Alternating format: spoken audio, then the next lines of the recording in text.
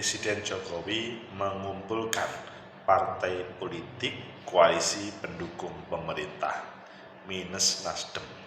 Kata P3, ini akan menduetkan Ganjar Prabowo. Kata Gerindra, jangan dipaksakan Prabowo menjadi cawapresnya Ganjar. Bagaimana menurut kalian? Apakah koalisi ini diarahkan kepada Mas Ganjar Prabowo atau cukup mengamanahkan tema-tema besar yang harus dikawal? Partai Demokrat tidak etis Presiden mengumpulkan para ketua partai di istana. Bagaimana menurut kalian? Menurut analisis saya,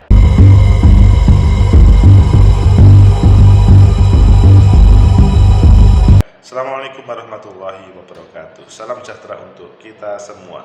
Pecinta masa depan negeri, tegakkan kebenaran, lawan ketidakadilan.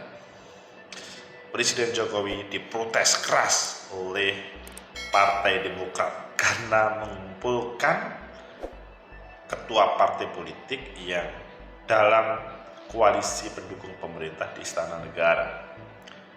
Ini yang tidak etisnya itu dikatakan ini Istana Negara, kok mengumpulkan partai politik yang tidak semuanya Partai Demokrat tidak diundang.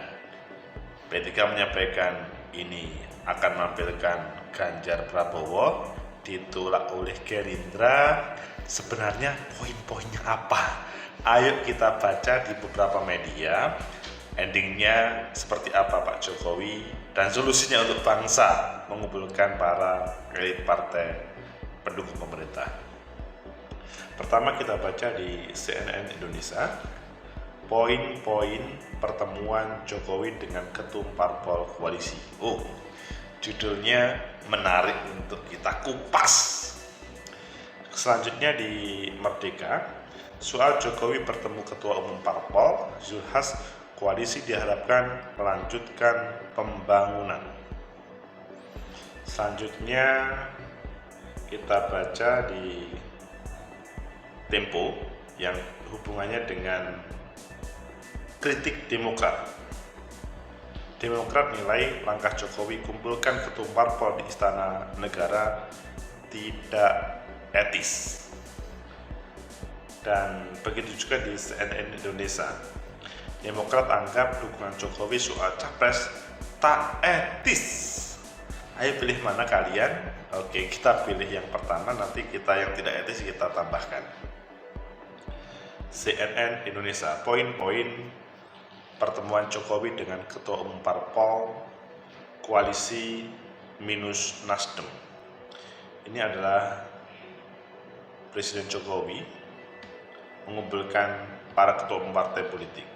Jakarta, CNN Indonesia, sejumlah ketua umum partai politik koalisi pendukung pemerintah bertemu dengan Presiden Jokowi di Istana Kepresidenan Jakarta pada Selasa malam.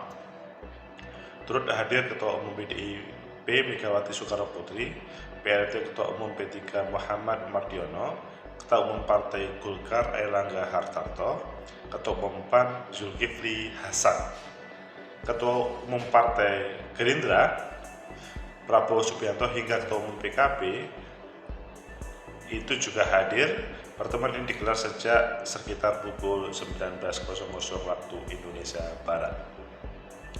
Jokowi mengundang semua ketum parpol pendukung pemerintah kecuali Ketua Umum Partai Nasdem Surya Paloh. Nasdem sebelumnya telah memutuskan mengusung Anies Baswedan pada pemilu 2024. Sementara partai lain dalam koalisi pendukung pemerintah memilih capres yang berbeda. Megawati pulang terlebih dahulu. Megawati Soekarno Putri meninggalkan istana terlebih dahulu ketimbang 5 ketum parpol lainnya. Usai menghadiri pertemuan dengan Presiden Jokowi di istana, Mega terlihat meninggalkan istana sekitar pukul 21.38 waktu Indonesia Barat. Mega meninggalkan istana didampingi Sekjen PDIP Hasto Kristianto. Ia tidak memberi satu kata pun. Saat berjumpa wartawan, Mega dan Hasto hanya tersenyum dan melambaikan tangan kepada para wartawan. Sementara sesudah itu, ketua umum parpol kemudian keluar. Prabowo dapat titipan besar. Ketua umum Partai Gerindra mengaku mendapat titipan besar dari Jokowi terkait Pilpres 2024. Cukup titipan besar, tidak untuk dukungan ya. Tapi apakah ini mengarah? Coba. Prabowo mengatakan pertemuan sekitar 3 jam dengan Jokowi lebih banyak bicara mengenai masa depan Indonesia. Ia menampik anggapan ada pembicaraan mengenai capres-cawapres dengan Jokowi. Secara praktis mengenai Pilpres 2024 tidak ada. Tadi titipan besar bahwa kita harus rukun, kompak, bisa bekerja sama demi bangsa dan negara. Percaya tidak? Ayo kita lanjutkan. Prabowo optimistis Indonesia bisa menjadi negara dengan kekuatan ekonomi nomor 4 sebagaimana disampaikan oleh Jokowi. Karena selain itu Prabowo berkata, Jokowi banyak bercerita tentang pembangunan Indonesia. Jokowi menyinggung posisi Indonesia pada urutan ke-16 dunia. Kemudian bantah bahas duet Ganjar Prabowo. Prabowo juga membahas duet dengan Ganjar Pranowo Ganjar Pranowo saat para ketua umum partai koalisi pemerintah bertemu Jokowi. Ia berkata pertemuan para ketua umum dengan Jokowi tak terlalu banyak membahas politik. Ia menampik ada pembahasan rencana dirinya mendukung Ganjar Pranowo. Tidak ada. Meskipun ketua umum P3 menyatakan akan membahas koalisi untuk duet Ganjar Pranowo sebelumnya. Alasan absen kata Prabowo, kata Pak Surya Paloh, beliau berada di luar negeri, tetapi kata elit Nasdem, beliau Charles Melkiansyah, dia kasusnya Pak Surya tidak mendapatkan undangan. Ayo kita lihat di tempat lain yang dikatakan bahwa ini tidak etis. Mengapa tidak etis? Kata Partai Demokrat. Ketua Bapilu Partai Demokrat Andi Arief mengkritik langkah Presiden Jokowi yang mengumpulkan itu tidak etis. Ya, tempat itu melambangkan kerja sebetulnya. Istana itu kan tempat Presiden memimpin para bawahannya. Jadi, ketua pimpinan partai politik itu kan bukan bawahannya. Jadi menurut saya nggak etis sih mempertontonkan itu di depan rakyat. Pecinta masa depan negeri, tegakkan kebenaran, lawan ketidakadilan. Itulah Pak Jokowi, Presiden Jokowi mengumpulkan para elit partai politik di Istana Negara. Perbincangannya banyak. Menurut analisis saya, pertama, kritik dari Partai Demokrat bahwa itu tidak etis ada benarnya, tetapi tidak benar sepenuhnya. Benar ketika itu memang ya cukup beberapa partai tidak mengundang semua partai politik. Memang betul ada partai pengusung pemerintah, ada partai yang sifatnya oposisi. Tetapi pada kesempatan ini kalau tempatnya itu di istana dan sifatnya itu adalah sangat personal, itu yang disampaikan oleh Partai Demokrat ada benarnya sih. Lebih baik misalkan pertemuan tersebut di rumahnya Pak Jokowi, ataupun di rumah makan, ataupun di tempat yang netral, sehingga ini ada sebuah edukasi. Tetapi mungkin nanti bisa diklarifikasi oleh Sekretaris Presidenan tentang hal itu. Oh enggak, itu mungkin yang lain. Jadi yang dikritikkan oleh Andi Arief, Partai Demokrat ada betulnya, tapi di sini perlu ada klarifikasi. Kemudian yang kedua, poin-poin penting bahwa pertama kata Pak Prabowo, beliau menitipkan harapan besar terkait dengan masa depan bangsa Indonesia ini, yaitu bagaimana semua partai politik itu bisa bersinergi, tidak berkonflik. Ini kan seperti suasana, kalau yang sebenarnya dibicarakan, ini sepertinya adalah suasana yang ya seperti Orde Baru yang tidak berkonflik. Tetapi pasti ada yang memprotes. Enggak, berbeda dengan Orde Baru. Ini adalah orde di mana pasca reformasi atau reformasi. Tetapi kalau kita melihat keinginan proses pembangunan yang ya tenang, tidak ada konflik, itu kan pola-pola yang ya suasana sustainable. Jadi tidak ada konflik, atau konflik itu dihindarkan, padahal sebetulnya konflik itu ya sesuatu yang bisa menampilkan yang lebih baik. Jadi tidak ada makan siang cuma-cuma, makan siang gratis, tidak ada, semua by proses. Tetapi bahwa membangun secara bersama itu juga penting untuk negeri ini. Hanya kalau bukan menghindari sih, mendesain supaya tidak ada konflik itu menjadi masalah besar. Keberadaan konflik itu bisa menjadikan sebuah kekuatan baru. Meskipun mungkin kalau mengambil pola Orde Baru, maka ya konflik itu tidak diperlukan.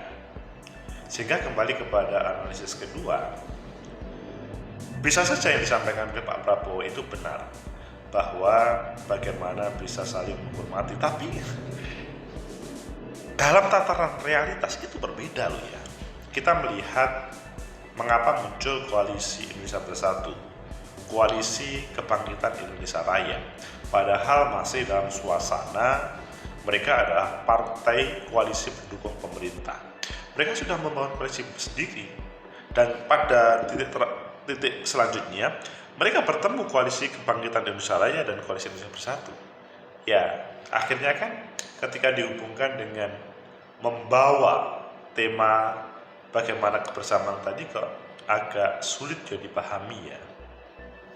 Bagaimana tentang Partai Nasdem yang tidak diundang, kata elit Nasdem, tetapi meskipun kata Pak Prabowo diundang tapi beliau di luar negeri. Menurut saya ini juga salah satu yang tidak etisnya. Seharusnya Nasdem pun diundang. Begitu juga kalau ini terjadi ya, ini kan karena ada klarifikasi tidak.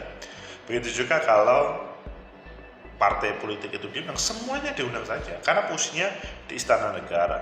Tapi sekali lagi mungkin lebih dikelirkan apa yang sebetulnya dibicarakan yang ada di sana. Dan yang menarik lagi adalah analisa yang ketiga, ini adalah sebagai, dalam bahasanya P3, menduetkan Ganjar Prabowo, ditolak oleh Gerindra. Tidak ada pesan itu. Selanjutnya Bu Megawati keluar dari istana lebih dahulu dari teman-teman partai politik lain, maksudnya ketua umum partai politik lain untuk keluar. Apakah ini memang ada komunikasi yang mendalam tetapi tidak pilih disampaikan ke publik, dan kemudian itu tertutupi ketika mereka keluar? Itu menunjukkan ada ketidakcocokan, ada ketidaksetujuan. Bisa saja itu terjadi karena seharusnya mereka melakukan konferensi pers secara bersama.